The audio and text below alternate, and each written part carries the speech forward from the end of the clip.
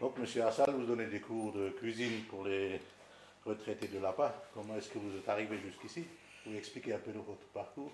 Oui, écoutez, c'est une chose qui est relativement complexe et très simple. C'est-à-dire que suite à la maladie de ma femme, à un moment donné, je me suis lancé dans la cuisine. Je ne suis absolument pas cuisinier de métier, je suis boulanger-pâtissier. Et donc sur les fêtes, je me suis mis à faire de la cuisine, mais de la cuisine un peu diététique, parce qu'il ne fallait pas très peu de graisse, il fallait très peu de choses. C'est M. Eschbach qui un jour m'a entraîné là-dedans.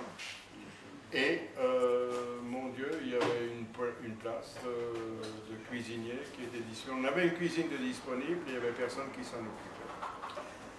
Et donc je me suis lancé là-dedans, pas dans l'intérêt d'apprendre aux gens à cuisiner, mais à donner des idées, parce qu'à la fur et à mesure qu'on cuisine tous les jours, on oublie un peu les idées et les nouveautés.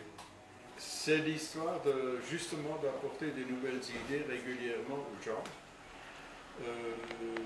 pour une nouvelle cuisine plus légère et plus adaptée, et surtout quand on est seul, qu'est-ce qu'on fait des restes, comment on utilise les restes.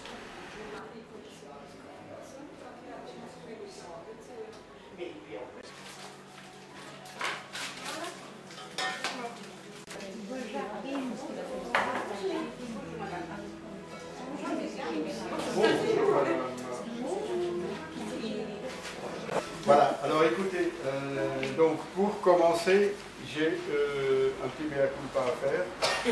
J'ai appelé ça gazpacho de saumon. Bon, c'est pas juste parce que gazpacho, tout ce qui est gazpacho et kalt, c'est une soupe froide.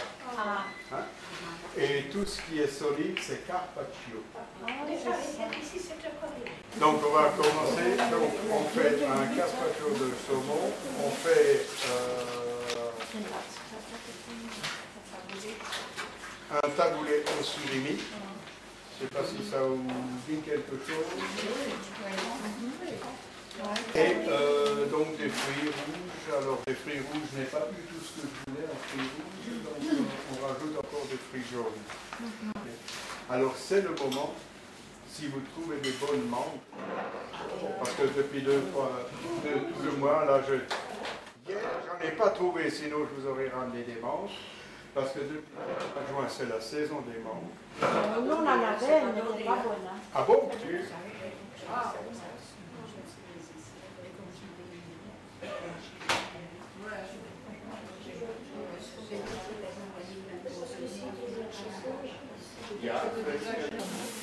Alors, donc vous avez actuellement aussi, on vous vend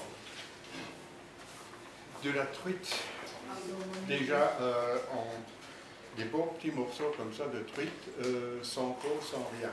Alors vous pouvez très bien le faire aussi avec cette truite-là. Alors le grand problème que nous avons toujours, c'est donc la peau. Pour ça, il vaut mieux le mettre un peu au congélateur, chez vous ou dans la partie froide de votre frigo. Donc on va enlever la peau. Ça s'enlève facilement après. Ça s'enlève facilement après. Bon, il faut le couper avec un bon couteau. Hein. Je croyais que c'était par là-bas, je me suis fait pas. Hein? Là, le monsieur l'avait bien dit.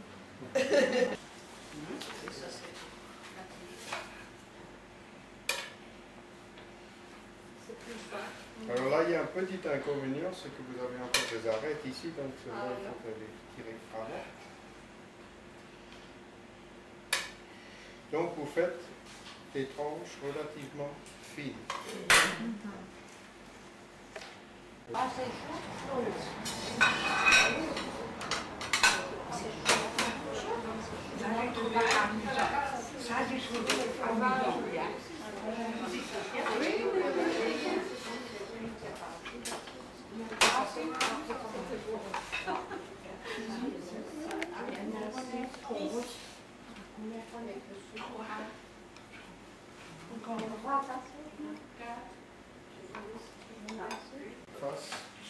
Une unité d'assiette.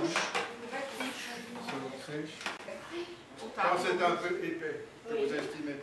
Voilà, Ah, il est trop. Bonjour, zwei.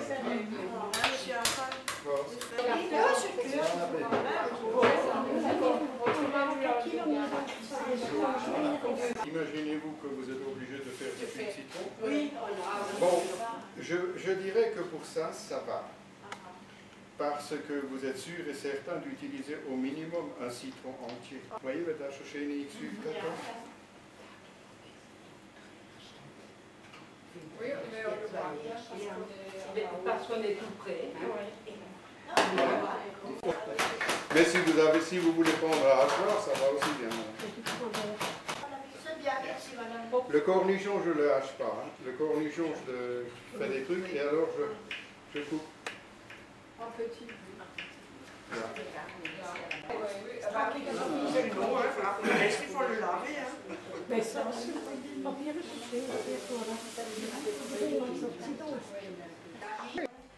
Attendez, il va sortir avec Jay. Voilà, c'est bon. C'est bon. Donc le beau taboulé maintenant. Hein? Il est bon. Joyeux-moi, je vais acheter une présentière, c'est ça, comme Marley. Hein? Mesdames, prenez de la graine là avec Marley. Hein? Hop là, c'est parti. Et voilà la coupe du dessert. Penchez-le un peu. Yantirni. Shankali, Tosada.